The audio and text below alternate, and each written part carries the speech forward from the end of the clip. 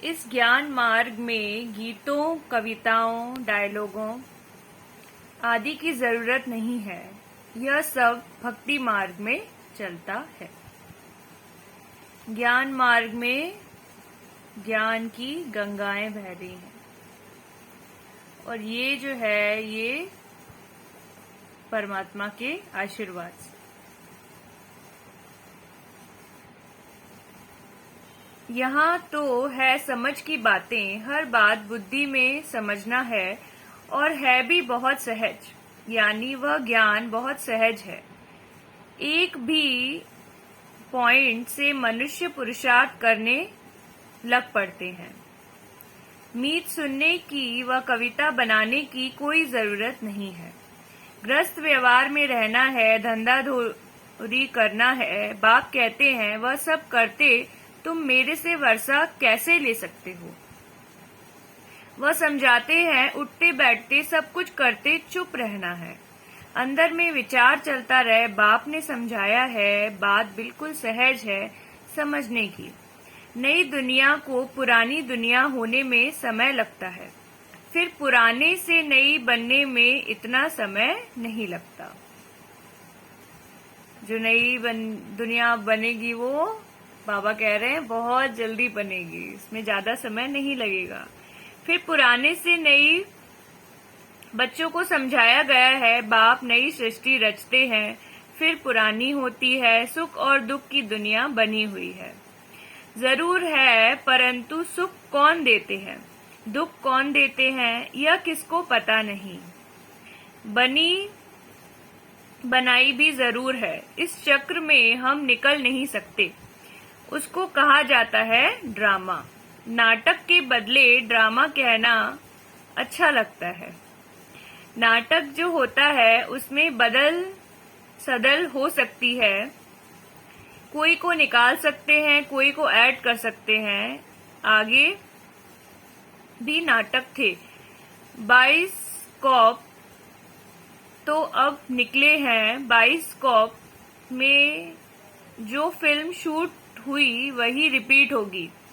यह 22 निकाला है हम ज्ञान को भी इस द्वारा पूरा समझने के लिए। नाटक में फर्क हो जाता है, 22 में फर्क नहीं हो सकता। यह एक स्टोरी है नई पावन दुनिया और पुरानी पतित दुनिया की। सिर्फ मनुष्यों को यह पता नहीं है कि ड्रामा की आयु कितनी है। बहुत लंबी चौड़ी आयु दे दी है। मनुष्य तो कुछ भी समझ नहीं सकते। नई दुनिया में कितने समझदार, धनवान, पवित्र थे, सर्व गुण संपन्न थे। बाबा आज ऐसे क्यों समझा रहे हैं कि बच्चे भी जाकर ऐसे भाषण करें। भारत की पहले पहले महिमा करनी चाहिए। भारत को ऐसा किसने बनाया, वह भी महिमा निकलेगी परम पिता परमात्मा की, जिसको सब याद करते हैं। याद क्यों करते हैं? क्योंकि पुरानी दुनिया में दुख बहुत है। जो ये कलयुग की दुनिया है इसमें दुख बहुत है, इसलिए सब जो है वो बाबा को याद करते हैं।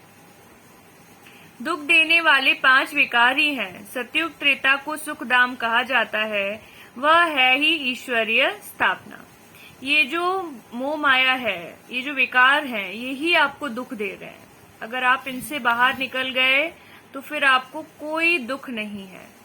सिर्फ सुख है, परमात्मा है, खुशियां हैं, शांति है, प्यार है और आशीर्वाद है।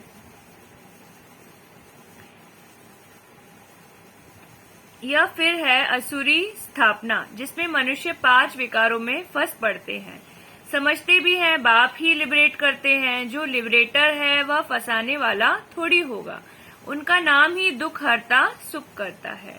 उनके लिए हम दुख करता कह नहीं सकते।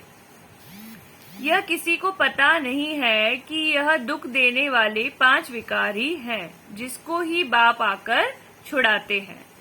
परमात्मा हमारा हाथ पकड़कर इन सब विकारों से हमको छुड़ा रहे हैं। बड़ी समझ की बात है। सारी दुनिया में इस समय रावण राज्य है।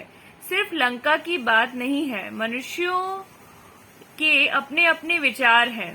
जिसको बुद्धि में जो आया वह लिख देंगे, वैसे ही यह शास्त्र है।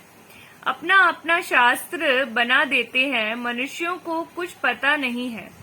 भगवानुवाच, यह वेद शास्त्र पढ़ना, यज्ञ तप आदि करना, जो कुछ तुम करते आए हो वह सब उतरती कला के हैं। जो कुछ तुमने बनाया है वह अपने ही गिरने के लिए। तुमको मत मिलती ही है गिरने की, क्योंकि है ही उतरती कला। पावन दुनिया थी, अब पतित दुनिया है। आधा कल्प है नई दुनिया, आधा कल्प है पुरानी दुनिया। जैसे 24 घंटे होते हैं, 12 घंटे बाद दिन पूरा हो फिर रात होती है, वैसे यह ब्रह्मा का दिन और ब्रह्मा की रात गाई जाती है। विष्णु का दिन रात नहीं कहेंगे। यह कितनी गहन बात है, सिवाय बाप के और कोई समझा न सके। बाप समझाते हैं, अभी तमो प्रधान से सत्तो प्रधान में जाना है।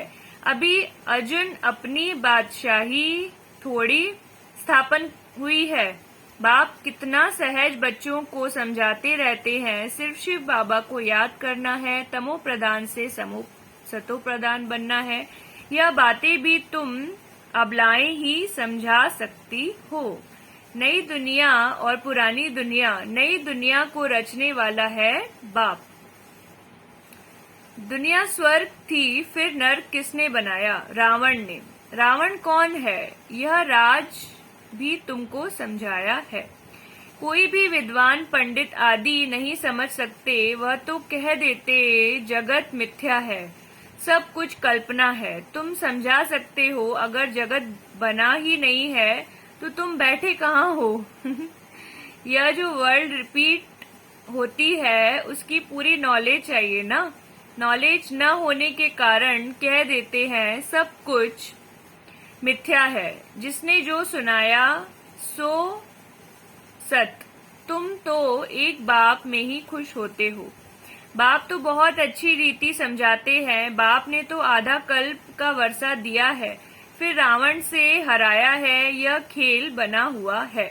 तुम बच्चे जानते हो, हम अभी ईश्वर के बने हैं और उनकी श्रीमत पर चल रहे हैं। यह चित्र तो बड़े अच्छे हैं, सबके पास बड़े चित्र होने चाहिए। बड़े चित्रों पर समझाना अच्छा होता है। चक्र सामने खड़ा है, संगम युग भी सामने लगा हुआ है। कलयुग है काला पतित, अब उनमें लोहे की खाद पड़ने से काले हो गए हैं। भारत कितना गोल्डन एजेड था, अब फिर इनको आयरन एज से चेंज होना है। उनकी स्थापना, इनका विनाश होना चाहिए। गाया भी जाता है, परम पिता परमात्मा त्रिमूर्त है। त्रिमूर्ति का अर्थ भी कोई समझते नहीं है। रोड पर भी त्रिमूर्ति का अर्थ भी कोई समझते नहीं है। रोड पर भी त्रिमूर्ति नाम रखे हुए हैं। वास्तव में त्रिमूर्ति है ब्रह्मा विष्णु शंकर। यह तीनों देवताएं हैं अलग अलग। इन सबसे ऊंचते ऊंच है परम पिता परमात्मा शिव। करण करानहार उनको गुम कर दिया है। देवताओं से भी ऊपर तो वह निराकार भगवान ही है। जिससे बाप निराकार हैं, वैसे हम आत्माएं भी निराकार हैं। आत्मा को कोई मार नहीं सकता।